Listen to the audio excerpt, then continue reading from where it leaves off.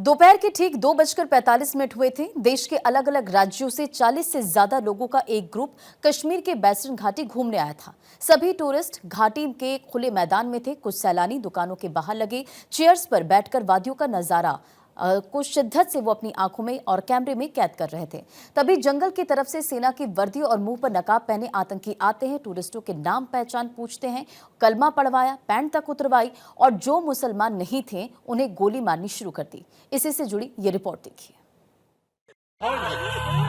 मेरे बच्चे को हम लोग फौजी हैं, इसलिए आए हैं। चलो मेरे तू भी करता है यार। ये देख ना, बताइए ये उन दहशतगर्दों की दहशतगर्दी के सबूत हैं जिन्होंने जन्नत में खुशियों का कत्ल कर दिया, जो खुशियों को सेलिब्रेट करने अपनी ही जमीन की जन्नत पर आए थे। उसी जमीन को धर्म के नाम पर लहूलुहान कर दिया। सोचिए, उम्र भर की खुशियां जोड़कर वो जन्नत में खर्च करने गए थे, जो हंस रहे थे, जो मुस्कुरा रहे थे, जो जन्नत जैसी जमीन का लुत्फ उठा रहे थे। वो निहार रहे थे जन्नत की खूबसूरती को, वो पहाड़ों की बुलंदियों को एड़ियां उठाकर झांक रहे थे। जन्नत की बेमिसाल खूबसूरती में वो मंत्रमुग्ध हो गए थे। वो बर्फ के गोले फेंक कर जिंदगी को बहला रहे थे। टेबल पर चाय पीकर जिंदगी की थकान उतार रहे थे। जिंदगी तुझे कितना हसीन बता रही थी। वो खुशियां इस पल में अपनी मौत को भी भूल गई। लेकिन मौत तो घात लगाए बैठी थी। मौत आई नहीं, बुलाई गई थी। मौत के सौदागर इंसानियत को रुलाने आए थे, कश्मीरियत को लहूलुहान करने आए थे। वो मुस्कुराती हुई जिंदगियों पर मौत लिखने आए थे। वो हंसती हुई जिंदगियों की खुशियां छीनने आए थे।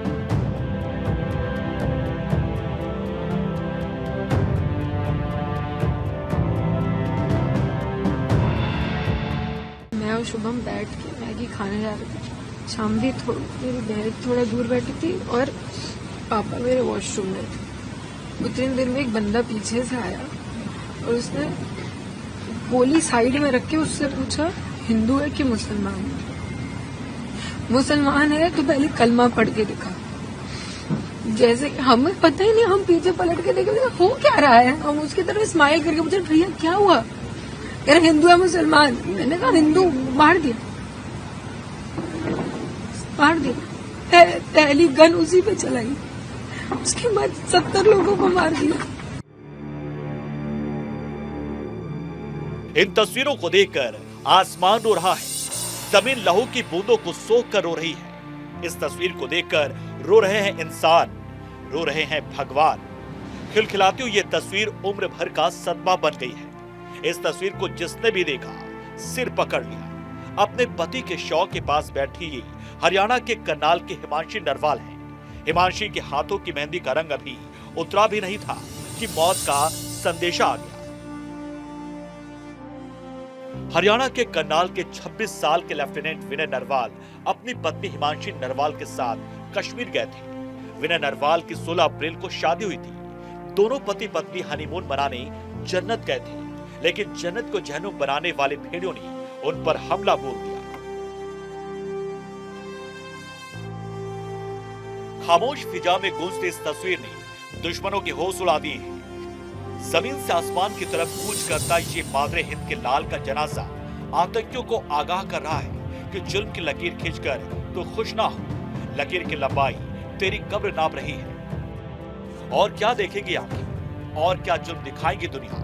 मांग का सिंदूर धुल गया, हाथों की चूड़ियों की खनक मौत का साज बजा रही है। जिंदगी तूने ऐसे मोड़ पर छोड़ा है साथ, और किससे करेंगे बात। कंधा बदल लो, हमें भी रोना है। शुभम अपने घर के इकलौते चिराग थे। 2 महीने पहले शुभम की शादी हुई थी। पत्नी के हाथों की मेहंदी भी नहीं छूटी थी और दरिंदों ने ऐशाना की आंखों के सामने उसके पति के सिर में गोली मारी। आंखों के सामने पति की मौत देखकर ऐशाना बेहोश हो गई।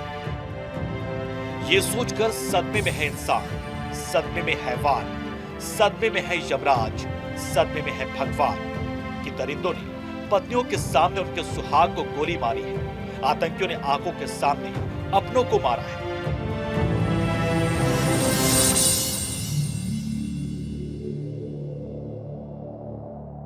कम उम्र के थे। उन्होंने यही बोला कि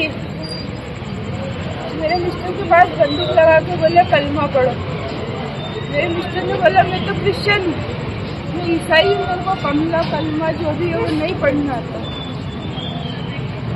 और बस इतना बोला मेरे पति ने, उनको ऐसे धक्का दिया और बंदूक मार दी बिल्कुल सीने पे। मेरे पति ने वही